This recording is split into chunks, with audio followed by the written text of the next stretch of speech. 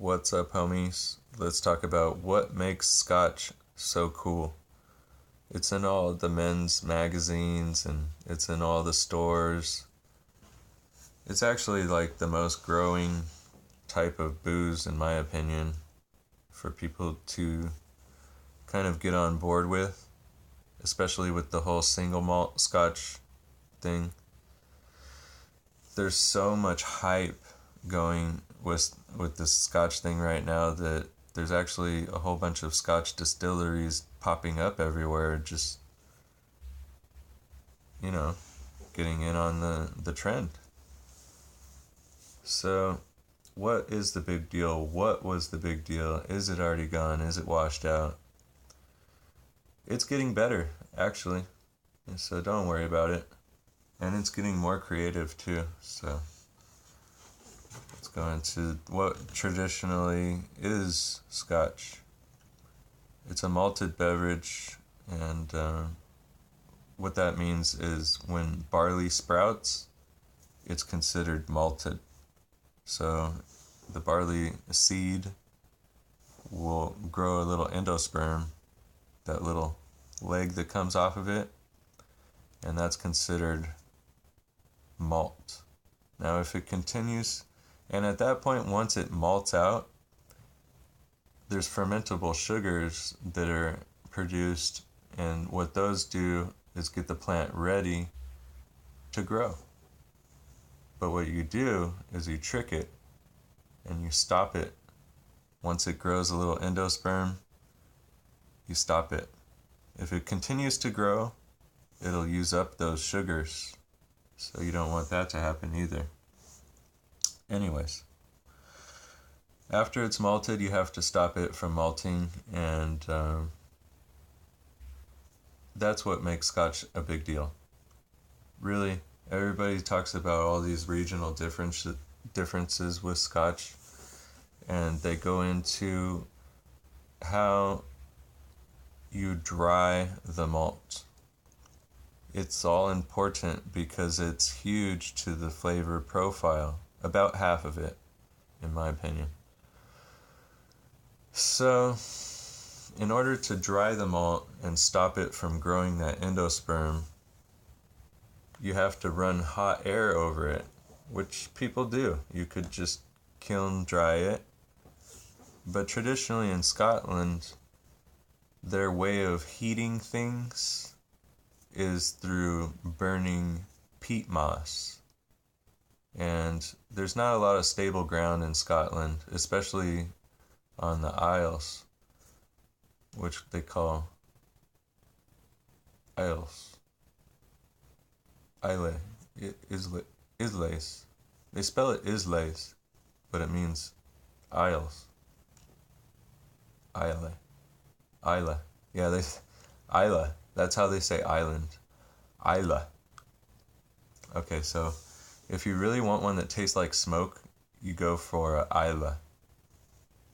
It'll be spelled Islay. And the reason those are the most smoky is because there's no stable land underneath the land. It's just floating peat moss and mud. So what they do is they dig these big squares of this and they burn it. They dry it and they burn it. And that's the way that they heat their houses and the way that they dry the malt. So it's all important to the flavor. It tastes like burnt organic matter. And depending on which area, it can taste like heather or it could taste like rosemary. You can get pretty far into this shit. Alright? Don't make me get started on that.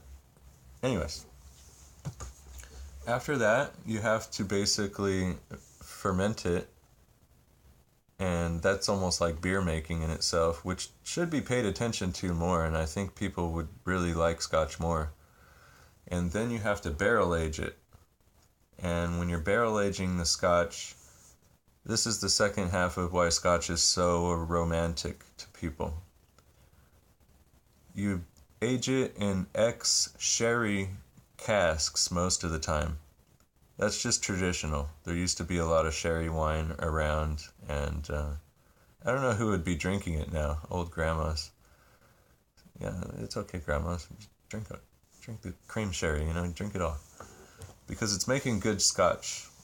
I like the sherried scotches, but now we also use ex-bourbon barrels because there's an excess of bourbon. Americans drink bourbon. We have these barrels. We send them to Scotland, and now they're aging their scotch in our old bourbon barrels from Wild Turkey and shit like that.